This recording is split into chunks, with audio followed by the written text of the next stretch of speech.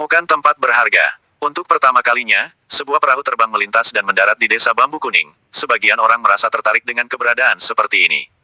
Dua orang pemuda tampak turun terlebih dahulu. Pada saat ini kekuatan Li Yuan ditekan hingga ranah pendekar langit menyesuaikan dengan kekuatan Li Tong. Sepertinya kembali ke kampung halaman terasa begitu nikmat, ucap Li Yuan sambil menghela napas panjang. Hal yang sama juga dirasakan oleh Li Tong, keduanya melompat dari atas perahu dengan penuh semangat. Sedangkan kedua wanita mereka hanya bisa menggelengkan kepala sambil tersenyum, mereka juga merasakan hal yang sangat menenangkan. Udara pegunungan guntur memang masih alami, ditambah dengan aktivitas warganya yang bertani membuat Fang Yin dan Fan Chi merasakan sesuatu hal yang berbeda. Mereka berdua adalah gadis perkotaan, jadi masa kecil mereka jauh dari hal-hal seperti ini.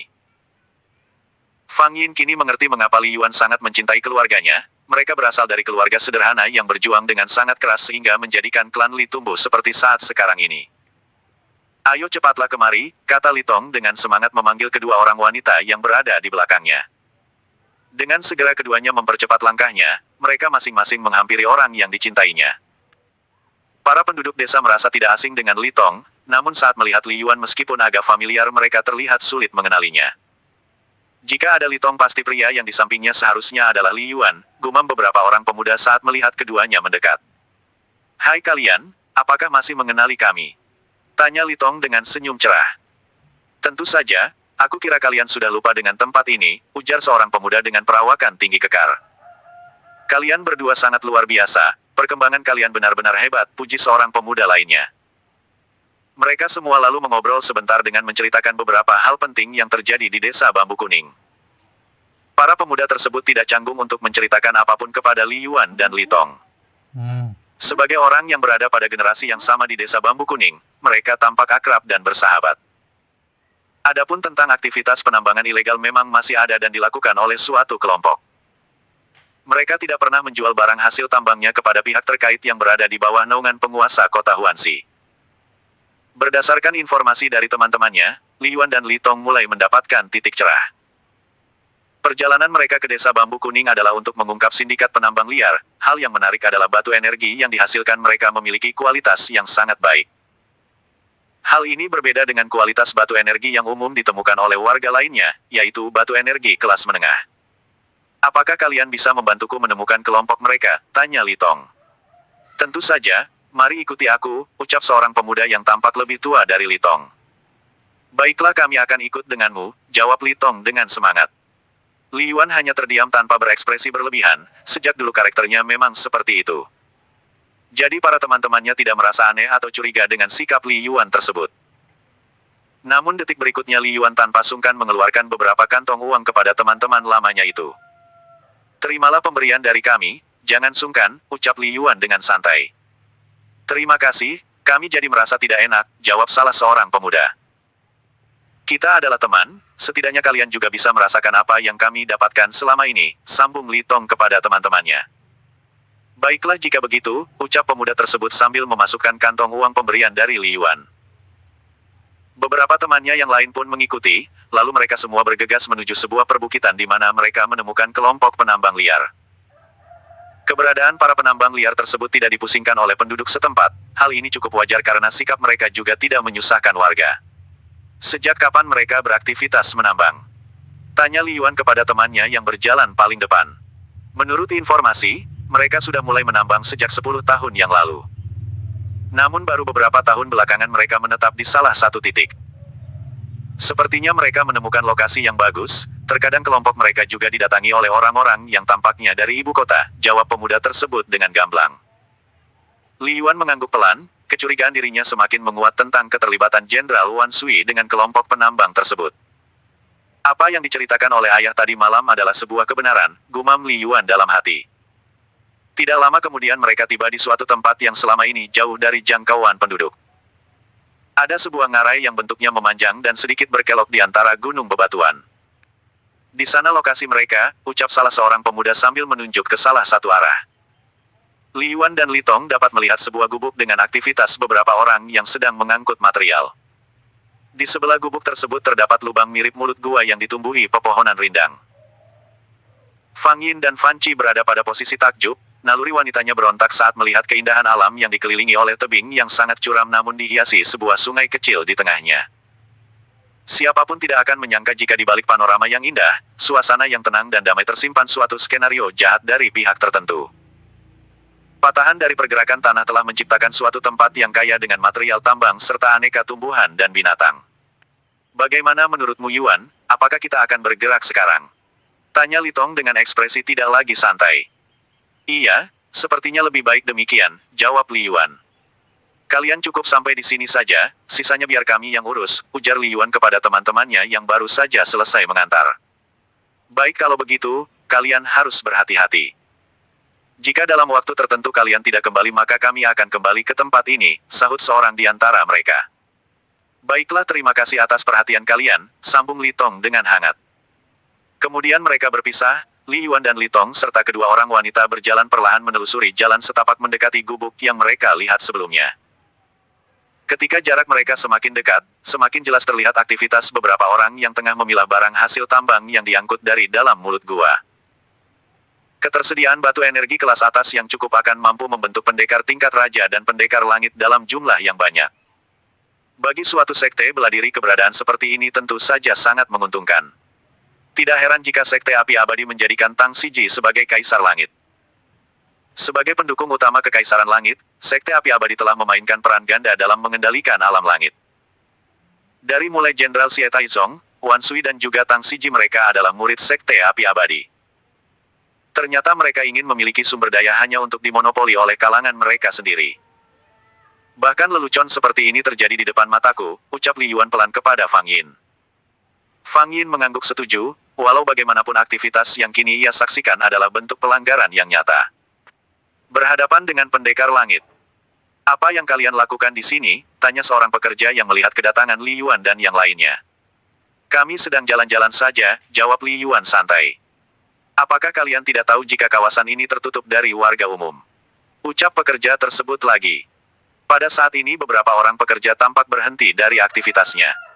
Tuan tolong kami, ucap seorang pekerja lain dengan tubuhnya yang berwarna kecoklatan. Suaranya cukup kencang dan berhasil mendapatkan perhatian Li Yuan. Li Yuan mengangkat kedua alisnya dengan tatapan bingung, lalu menatap pria yang baru saja berteriak. Tanah dan keringat telah menyatu ke dalam tubuhnya, tampaknya sudah beberapa hari ia tidak membersihkan diri. Pria yang sebelumnya menegur Li Yuan segera memberikan kode khusus untuk memanggil kelompoknya. Sementara beberapa orang pekerja mulai ketakutan dan memisahkan diri bersama orang yang berteriak meminta tolong. Tidak lama kemudian ada belasan aura pendekar langit mendekat. Detik berikutnya gelombang panas mulai menaikkan suhu lingkungan dan membuat udara di sekitarnya menjadi panas. Namun hal tersebut tidak berpengaruh sama sekali bagi Li Yuan, dengan karakteristik es dan angin ia menciptakan lapisan penghalang yang tak kasat mata. Li Yuan mengerutkan dahinya, lalu melirik ke arah belasan pendekar langit yang datang secara bergerombol. Bunuh dia. Sisakan kedua wanita itu untukku, ucap seorang pria dengan tatapan membunuh. Beberapa orang yang sudah siap, segera bergerak terlebih dahulu menyabetkan pedangnya ke arah Li Yuan. Brak! Tubrukan sabetan pedang bertabrakan dengan energi perlindungan yang diciptakan oleh Li Yuan. Perisai perlindungan yang dibuat Li Yuan tidak sedikit pun mengalami kerusakan. Sebaiknya kalian maju bersamaan, aku terlalu malas untuk menghadapi kalian, ucap Li Yuan sambil mencibir. Ekspresi seorang dari pihak pendekar langit tampak mendengus sombong. Namun pria tersebut sedikit bingung dengan lapisan pelindung yang menyelimuti tubuh Li Yuan. Ayo kita serang bersama, ucap pendekar tersebut dengan keras. Detik berikutnya sekelompok orang tersebut memasang kuda-kuda, sambil mengarahkan ki yang sangat besar mereka memfokuskan sebuah serangan tunggal ke arah Li Yuan. Pukulan Phoenix Api. Ucap belasan orang pendekar langit tersebut bersamaan. Sebuah gelombang panas tercipta sangat mengerikan, beberapa orang pekerja yang bersembunyi menjadi ketakutan. Boom! Benturan energi yang sangat besar tercipta, ada gelombang kejut yang mereka rasakan di sekitar pusat serangan. Ekspresi belasan pendekar langit tersebut terlihat buruk, tatapan yang dihantui rasa ketakutan menyelimuti wajah mereka. Ini tidak baik, ucap seorang di antara mereka.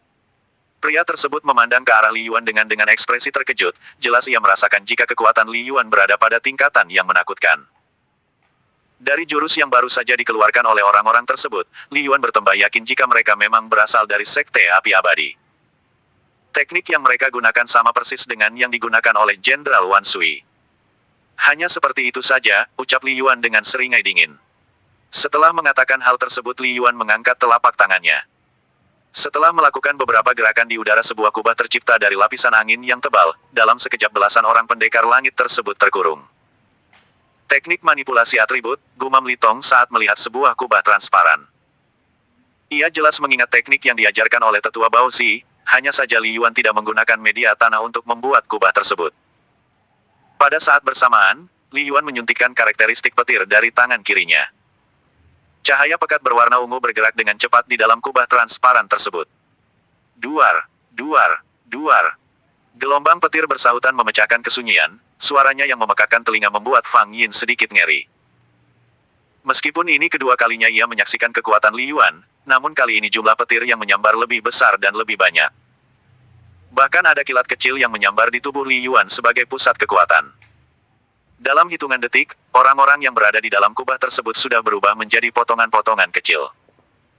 Belum hilang keterkejutan Li Tong dan Fan Chi, kini energi yang sangat panas mengalir dari dalam tubuh Li Yuan. Energi magma bergejolak dengan sangat panas dan bergerak ke arah potongan mayat tersebut. Buom! Getaran tanah dan udara menyelimuti tempat tersebut yang berpusat pada lingkaran kubah. Ada asap yang mengepul di dalam kubah tersebut dan meninggalkan seonggok debu. Kepulan magma yang tercipta sangat panas, meski berada di dalam lapisan perlindungan tubuh Fang Yin dan yang lainnya masih mengalami dampak energi yang baru saja melebur. Angin kencang yang bertiup di ngarai menerbangkan debu yang baru saja tercipta. Pemandangan ini mirip tubuh Xie Taizong yang berubah menjadi kabut darah dan mengering menjadi debu. Li Tong tidak menyangka jika ia akan melihat pemandangan seperti ini, membunuh belasan pendekar langit hanya dalam satu tempo waktu. Teknik ini sangat barbar, namun sangat efektif untuk menghindari kerusakan di sekitarnya. Dalam teknik tersebut, Li Yuan sudah mengerahkan 3 karakteristik yang ia miliki. Kombinasi ketiganya mampu membuat kemusnahan yang sangat menakutkan. Kelihatannya jika ketua Sekte Lauhu sekalipun berhadapan dengan Li Yuan, tetap akan ada perbedaan di antara mereka, ucap Fan Chi berbicara pelan kepada Li Tong. Li Tong hanya mengangguk pelan, kekuatan saudaranya itu memang sudah berada di luar batas kewajaran.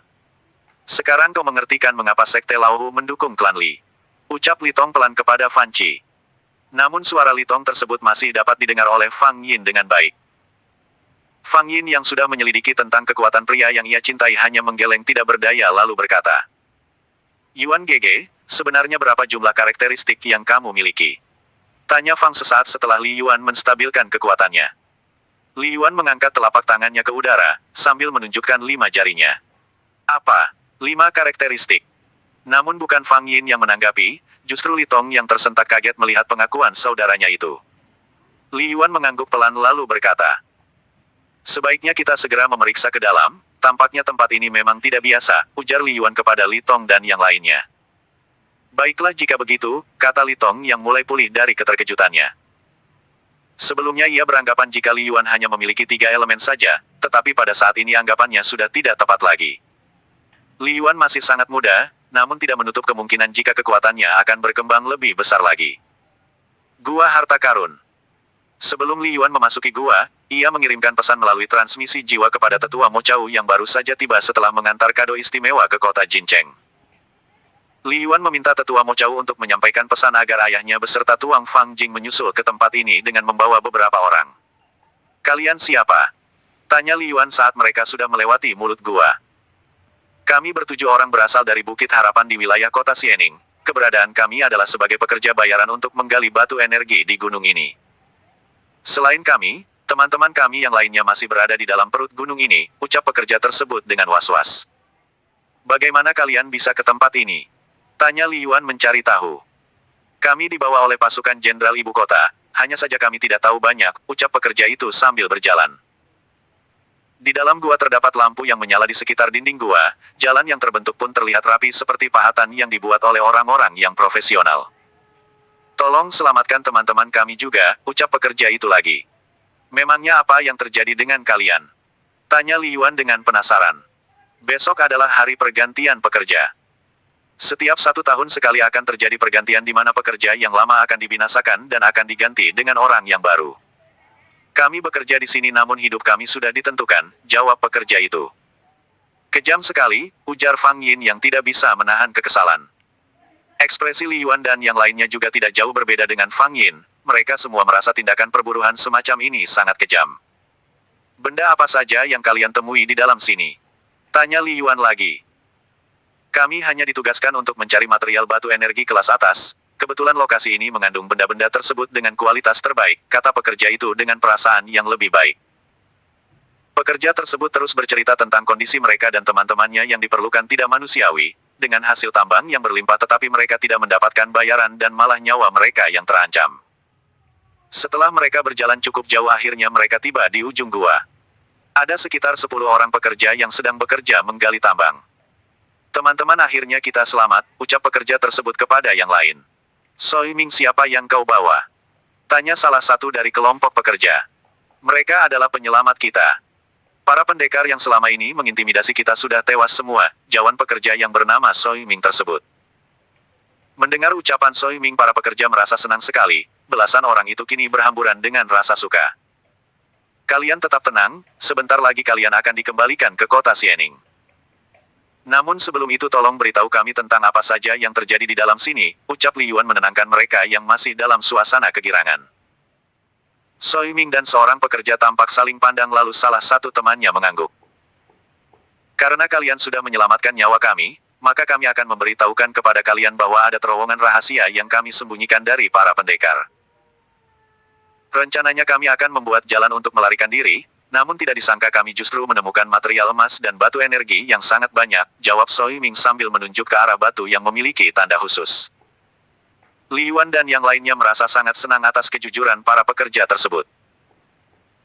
Baiklah jika begitu, mari kita kembali keluar dan kalian juga agar membersihkan diri karena pihak gubernur provinsi langsung yang akan mengawal kalian pulang ke tempat kalian berasal, ucap Li Yuan. Jadi kalian berasal dari kota Qinghai? Tanya Soi Ming dengan wajah cerah. Ya benar, dan wanita yang berada di sebelahku adalah putri Tuan Fang Jing sendiri, jawab Li Yuan sambil tersenyum. Salam nona besar, ucap para pekerja dengan kompak. Salam, jawab Fang Yin dengan sopan. Setelah itu mereka berjalan keluar gua setelah mengamankan hasil tambang yang mereka dapatkan. Tidak lama kemudian, rombongan gubernur kota bersama patriark klan Li tiba di ngarai di mana mereka berada. Tetua Mo Chao dan Ying Kusan juga ikut hadir bersama, keduanya tampak senang ketika melihat Li Yuan. Luar biasa, ini adalah harta karun Gunung Guntur. Untungnya kita belum terlambat untuk menyelamatkan harta karun ini, ucap Fang Jing dengan takjub. Lagi-lagi Fang Jing diberi kejutan oleh pemuda yang kini bersama putrinya. Li Yuan tidak hanya ahli bela diri namun ia juga orang yang jenius, bahkan sifatnya yang menghormati keluarga membuat Fang Jing tidak bisa berkata apa-apa lagi. Pada saat berikutnya Li Yuan berpamitan kepada ayah dan juga Tuan Fang Jing. 4 orang pemuda tersebut berencana untuk ke desa Bambu Kuning untuk mengunjungi rumah Li Yuan yang lama. Tempat di mana ia dilahirkan dan dibesarkan dengan penuh kasih sayang kedua orang tuanya. Li Yuan juga mengatakan agar perahu terbang yang mereka naiki agar digunakan untuk mengantar para pekerja menuju kota Xianing, serta harus memberikan mereka kompensasi yang sangat layak. Tuan Pendekar terima kasih atas pertolonganmu, jika ada waktu berkunjunglah ke kota Xianing. Kami akan sangat senang dengan kedatanganmu, ucap Soi Ming sambil memberikan bungkusan kecil kepada Li Yuan. Apa ini? Sebaiknya buat kalian saja, ucap Li Yuan berusaha menolak pemberian pekerja tersebut. Terimalah Tuan, aku juga tidak tahu benda apa ini. Sepertinya benda ini hanya cocok di tangan pendekar seperti Tuan, jawab Soi Ming dengan tulus. Baiklah aku akan menerimanya.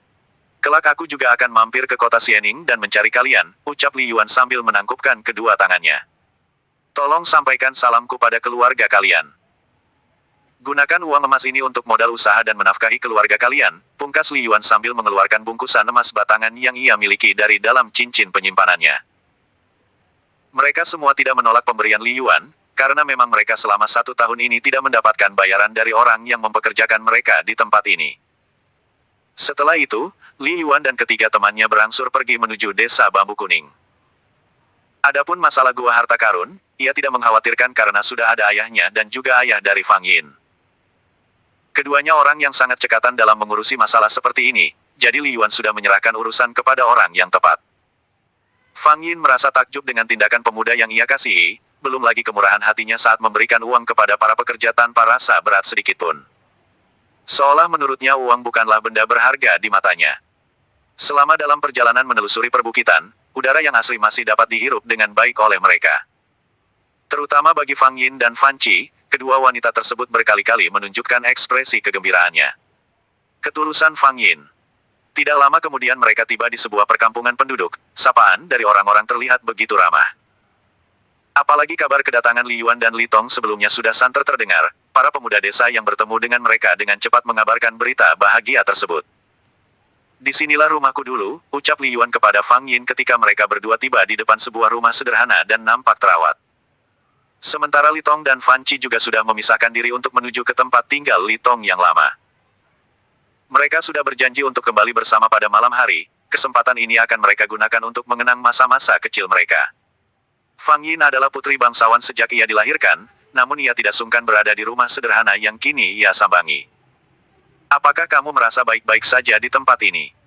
Ucap Li Yuan sesaat setelah mengenalkan tempat tinggal lamanya kepada Fang Yin. Yuan Gege, aku sangat senang berada di sini.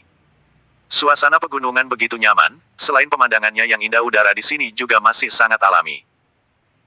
Tidak berlebihan jika alam seperti ini bisa menghadirkan pendekar kuat seperti Yuan Gege, ucap Fang Yin sambil tersenyum anggun. Kamu sangat cantik, puji Li Yuan tanpa sadar. Wajah Fang Yin memerah, ini adalah kata terindah yang pernah ia dengar dari mulut Li Yuan. Biasanya Li Yuan sangat sulit mengeluarkan kata pujian, baru ini ia mendengarnya dengan spontanitas. Pada saat yang bersamaan, puluhan tetangga berdatangan mengunjungi rumah Li Yuan. Walau bagaimanapun sosok keluarga Li Yuan sudah dikenal luas di seluruh desa Bambu Kuning, keberhasilan ayahnya dalam membangun klan Li hingga menjadi keluarga nomor satu di ibu kota. Mereka juga mendengar jika Li Yuan sudah dijodohkan dengan putri tuan penguasa ibu kota, hal ini tentu menjadikan nama mereka semakin terkenal. Kedatangan mereka membawa aneka makanan dan buah-buahan hasil bumi desa Bambu Kuning. Fang Yin merasa hangat dengan adat istiadat masyarakat lokal. Hal tersebut semakin membuat hangat perasaannya serta semakin besar rasa cintanya kepada Li Yuan. Dari mulut para tetangga semua banyak menceritakan kebaikan dan sifat Li Yuan. Dari cerita tersebut Fang Yin menyimpulkan wajar jika Li Yuan sedikit kaku padanya, hal tersebut karena memang Li Yuan tidak pernah dekat dengan wanita manapun selama tinggal di desa Bambu Kuning. Di tempat yang berbeda, di kota Xianing terdapat sebuah kuil yang sudah tidak terawat. Bangunan tersebut sepertinya sudah lama ditinggalkan oleh orang-orang yang dulu pernah mengisinya. Tampak seorang wanita sedang memandang sebuah altar pemujaan dengan tatapan penuh kebencian dan keirian. 1. Ada beberapa sajak kuno yang tertera pada meja altar kuno tersebut. Tanpa diketahui maknanya wanita tersebut melafalkan sajak tersebut yang merupakan sebuah mantra bagi orang-orang olah jiwa. Tampaknya tempat ini ditinggalkan begitu saja oleh para penghuninya sebelum menghancurkan tempat persembahan.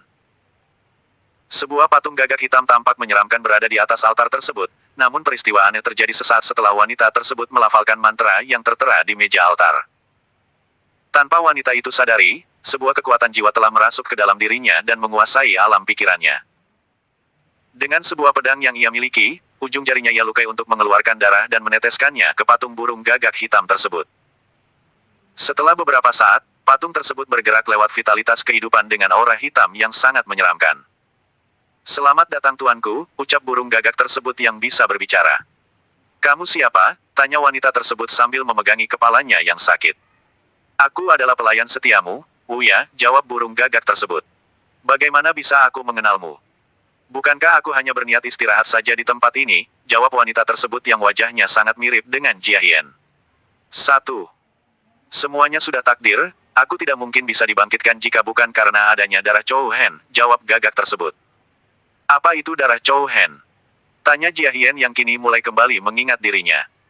Itu adalah darah yang mengandung kebencian serta dendam yang sangat kuat, ujar burung gagak yang bernama Uya tersebut. Jia Hian tertegun, ia tidak mengira jika kebenciannya sudah mendarah daging. Namun jika dipikir-pikir lagi memang tidak keliru, kebenciannya kepada Kaisar Tang Siji sangat besar karena sudah membohonginya dan merusak masa depannya. Selain itu rasa iri kepada wanita yang kini berada di dekat Li Yuan tidak bisa ia pungkiri. Sebaiknya Tuan Putri menyesuaikan kekuatan Tuan Putri di tempat ini, ucap Uya dengan tenang. Namun setiap kata yang keluar dari mulutnya mengandung kekuatan jiwa yang dapat mempengaruhi pikiran orang lain, terutama jika kekuatan mereka masih lemah maka dengan mudah akan terpengaruh oleh suara burung gagak tersebut. Kekuatan seperti apa yang kau maksud? Tanya Jia Hian dengan ekspresi mulai tertarik. Kekuatan yang akan Tuan Putri miliki sangat besar, sangat sulit untuk menemui lawan di alam ini, jawab Uya dengan nada yang meyakinkan. Tiba-tiba dari kehampaan muncul sebuah kristal berwarna merah darah, ukurannya sebesar kepalan tangan Jia Hien. Kristal tersebut melayang di udara lalu mendekat dan jatuh di genggaman tangan Jia Hien. Benda apa ini? Tanya Jia Hien sambil menaikkan kedua alisnya. Itu adalah kristal Dansheng, yang berarti juga kristal kelahiran. Dengan menyerap intisari kristal tersebut maka kekuatan Tuan Putri seperti terlahir kembali, serta mampu mengendalikan kekuatan malam, ucap Wuya dengan tenang. Kristal Dansheng sendiri sebenarnya merupakan kekuatan bawaan dari pemilik sebelumnya yang sudah meninggal. Kekuatan tersebut berhasil dipadatkan kembali dalam bentuk kristal untuk selanjutnya diserap oleh sang penerus berikutnya.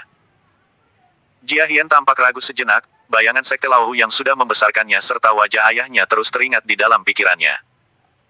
Tetapi keputusannya telah bulat untuk meninggalkan Sekte Laohu dan berpetualang di luar untuk meningkatkan kekuatan demi membalas dendam. Kesempatan di depannya sangat bagus, hanya saja kekuatan yang ditawarkan sangat mengkhawatirkan dirinya akan terjerembab ke dalam kebencian yang semakin dalam. Wuya menyadari adanya pergulatan emosi dalam hati Jia Hien. Segera ia mengambil inisiatif untuk meningkatkan pengaruhnya atas diri Jia Hien. Tuan Putri, sebaiknya Anda menyerap kristal tersebut sebelum benda tersebut kembali lenyap, ucap Wuya dengan mempengaruhi pikiran Jia Hien. Ini adalah kesempatan terbaikku untuk meningkatkan balas dendam, dengan bertambahnya kekuatanku maka aku pasti akan bisa mengontrol diriku lebih baik, gumam Jia Hien dalam hati. Rasa kebencian dan dendamnya telah mengkristal di dalam hatinya, tanpa ia sadari iblis hati sudah semakin dalam merasuki jiwanya. Ia tidak akan pernah menyadari jika pilihannya kali ini akan merubah seluruh hidupnya. Suasana yang hangat. Setelah terjadi pergulatan di dalam pikirannya, Jia Hien segera mengambil keputusan. Baiklah, aku akan menyerap kekuatan benda ini, jawab Jia Hien. Baik Tuan Putri, silakan Anda melakukannya di sini. Tempat ini akan aku lindungi selama engkau melakukan proses penyerapan, ucap Wuya. Dengan memantapkan pendiriannya, Jia Hien segera mengambil posisi untuk segera menyerap kristal Dansheng tersebut. Pada saat yang bersamaan, Wuya sang burung gagak terbang mengitari tubuh Jia Hien untuk membentuk pelindung selama dirinya menyerap kristal Dansheng tersebut.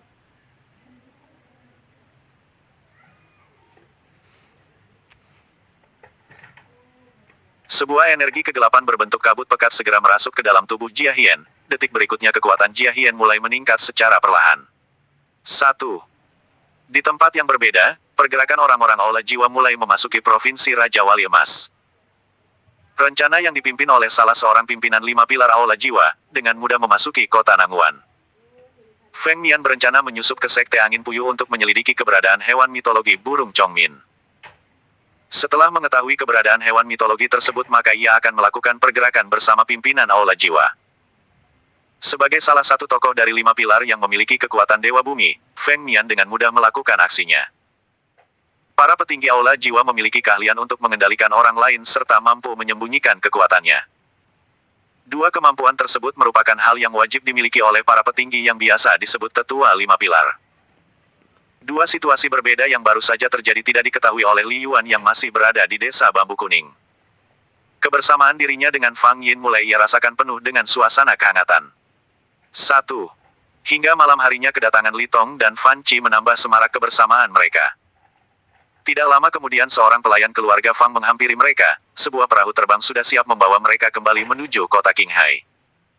Karena hari sudah malam mereka akhirnya meninggalkan desa Bambu Kuning dengan perasaan yang lebih baik. Yuan Gege, kamu benar-benar luar biasa. Kisah hidupmu bisa menginspirasi banyak orang, ucap Fang Yin dengan bangga. Itu hanya kebetulan saja, namun semua tidak lepas dari usaha kedua orang tuaku, sahut Li Yuan tampak merendah. Tetapi kamu benar-benar berbeda, rasanya aku adalah wanita yang beruntung bisa bersamamu, ujar Fang Yin sambil tersenyum bahagia. Bagaimana bisa dikatakan beruntung jika kamu sering aku tinggal, ucap Li Yuan sambil menggoda Fang Yin. Mendengar perkataan dari Li Yuan membuat Fang Yin bersedih, besok adalah waktu bagi Li Yuan untuk kembali berpetualang tanpa tahu kapan kembali. Malam ini aku ingin bersamamu, ucap Fang Yin dengan tatapan nanar. Iya, jawab Li Yuan singkat. Detik berikutnya Fang Yin sudah berada di dalam pelukan Li Yuan. Sepanjang perjalanan menuju kota Qinghai di atas perahu terbang keduanya mulai larut dalam perasaan. Tanpa terasa, Fang Yin sudah tertidur dengan pulas di bahu pemuda pujaan hatinya. Sementara Li Yuan hanya tersenyum ringan menghadapi sikap manja Fang Yin. Jarak antara desa Bambu Kuning ke kediaman klan Li di kota Qinghai berkisar 12 jam dengan kecepatan ringan. Bisa dipastikan mereka akan tiba di tempat tujuan saat menjelang pagi.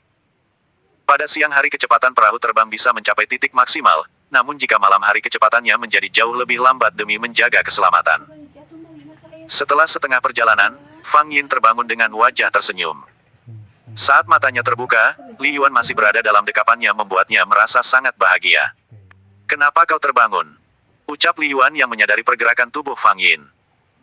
"Sepertinya aku tidur cukup lama, namun aku merasakan hal yang sangat nyaman," ujar Fang Yin sambil meremas tangan pria yang ia sayangi.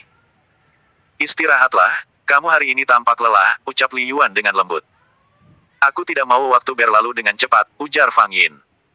Li Yuan tidak dapat berkata apa-apa, ia hanya berusaha menyenangkan hati wanita yang kini tengah bersamanya. Keesokan paginya mereka tiba di kota Qinghai dan langsung menuju kediaman Patriark Li, rumah orang tua Li Yuan. Di kediaman keluarga Li Yuan, tampak tetua Li Tiansu dan beberapa kerabat lainnya sudah bersiap.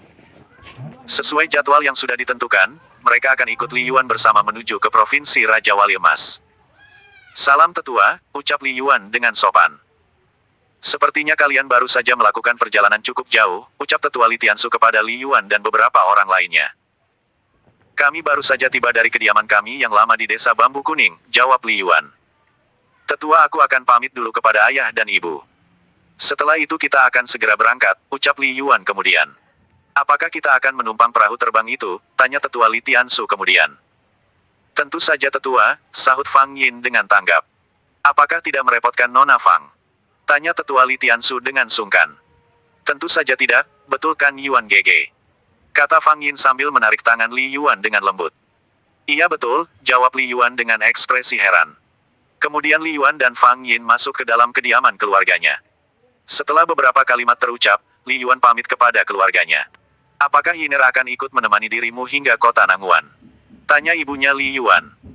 "Tidak Bu, untuk sementara biarkan saja ia tinggal di sini bersama Yuer," ucap Li Yuan sambil memandang lembut ke arah Fang Yin.